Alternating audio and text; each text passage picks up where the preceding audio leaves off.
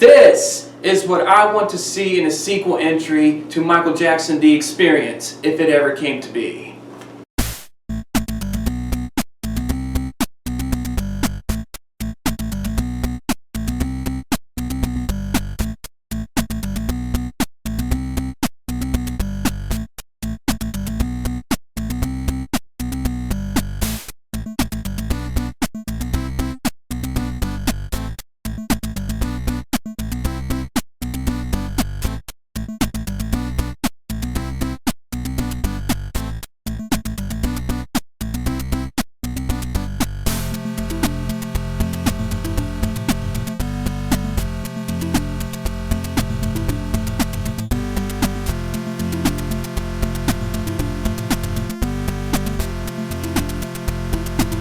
There is no reason for the peripheral accessories to both the Xbox One and the PlayStation 4 to be given that incredible boost, that push to the edge, that muscle flex that we've just barely gotten a glimpse of even after a year since their launches.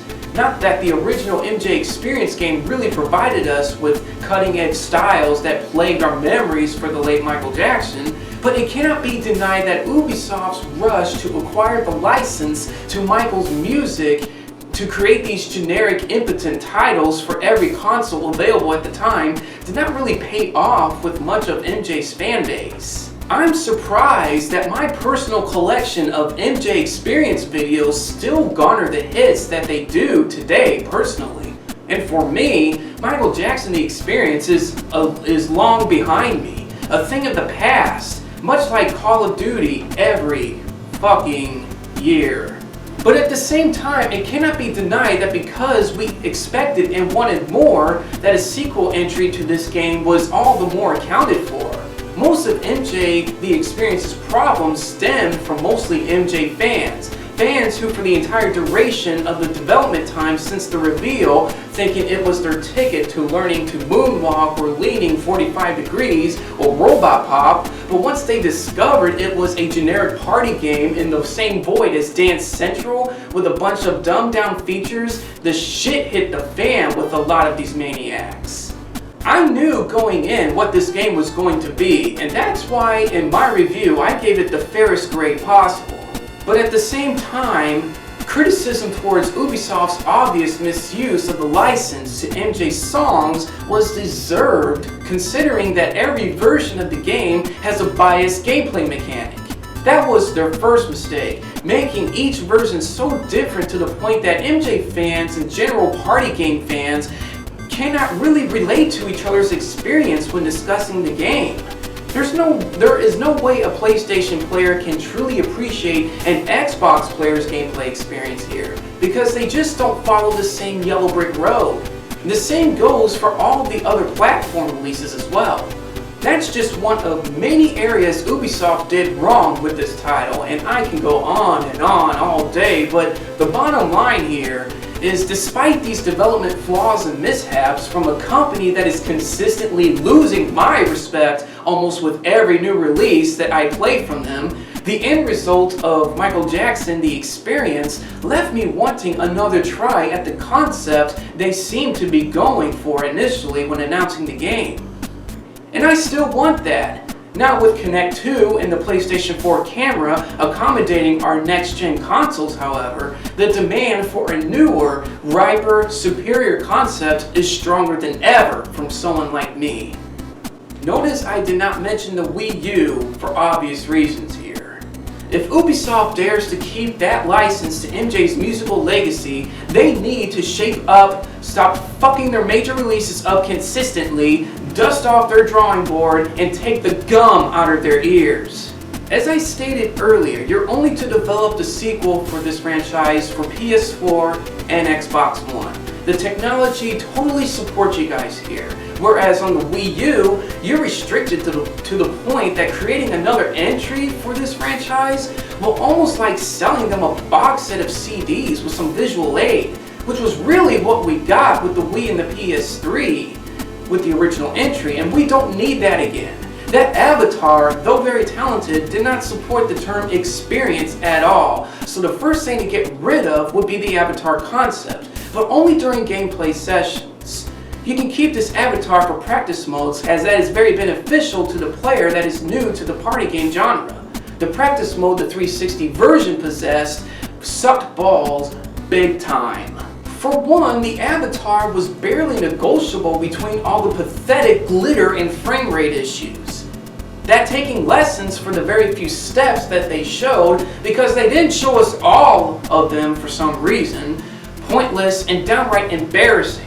It was bad enough that your tutorial videos from the This Is It dancers were not pausable, rewindable, not to mention followable, because they failed to break anything down for us at all.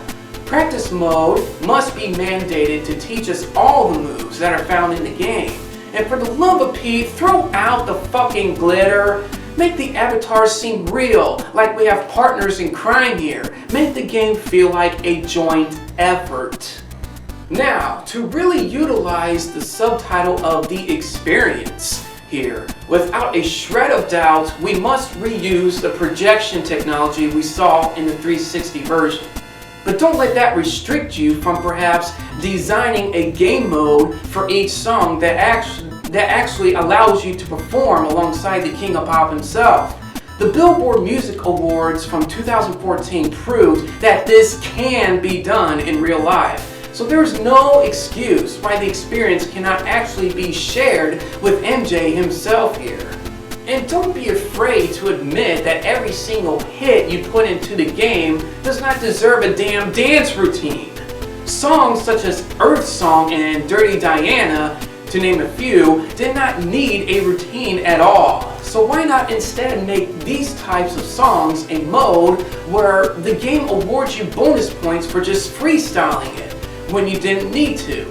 But for master performances that require both singing and dancing, or freestyle that I mentioned, don't just restrict that mode for only specific songs either, if previously you couldn't even fathom the foolishness of indiscriminate routines in songs that didn't require them.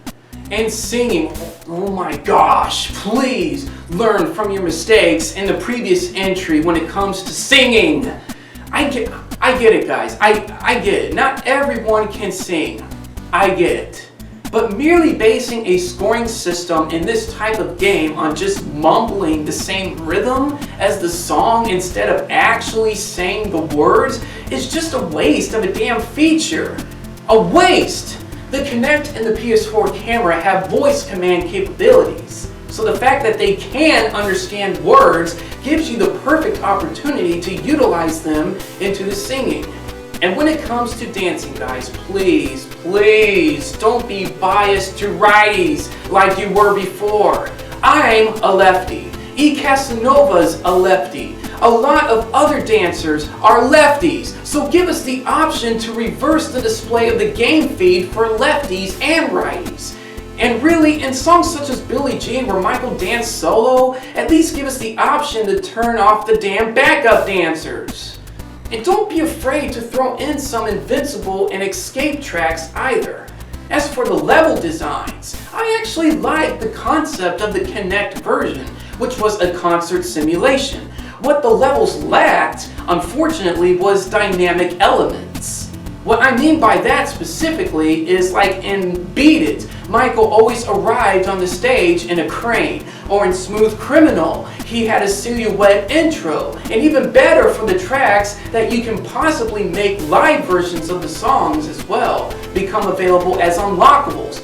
Definitely, that would absolutely increase replay value. Hell, I'd be more than happy to lend my live versions that I personally made for some tracks for the project. Just say the word. But please get rid of the bonus crown. But keep the gold moves. Those were good. Sort of blend the crown and the gold moves together. The bonus crown only ruined the routine for some songs because the timing between the crown and the next move was so tight. You don't want to ruin the flow and smoothness of an MJ routine, guys. You want it to glow.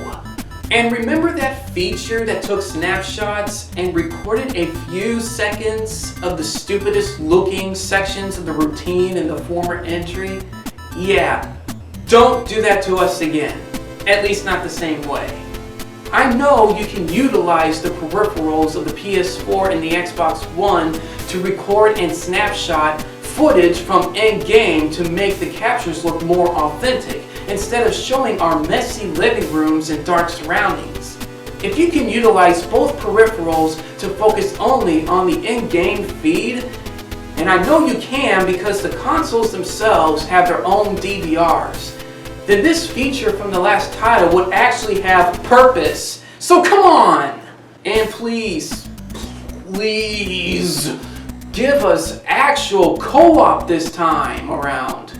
No, I do not mean that silly one person at a time shit you label co-op. I mean simultaneous co-op along with online co-op. Not just local like before. I want to play with my audience. I want to endure the game with my subscribers. All of this I've mentioned is the true Michael Jackson experience we want and deserve, Ubisoft. Don't look at the previous entry as a missed opportunity like a lot of MJ fans have from unprovoked expectations. Think of them as a leeway to something better and more advanced. Everything I just mentioned, and hopefully and then some, utilize everything the PS4 and Xbox One offers us to the max and ensure us that MJ's legacy does fit anywhere that brings people together. Add tons of dance moves to not make each routine so repetitive and boring. Maybe even an entertainment meter that tells you if the crowd is awe-inspired by your performances. And have that as the score instead of these random stars that reward you with nothing in the end. And maybe, just maybe, have MJ himself give you some words of wisdom when you do poorly, and a lot of praise when you do good. A game like this, I would definitely support Ubisoft, and I am certain a lot of other fans would as well. I can only hope some of you see this and maybe consider giving Michael Jackson the experience another try for this generation in gaming. Until then, this is Fearless ML. Play fearlessly, but fair.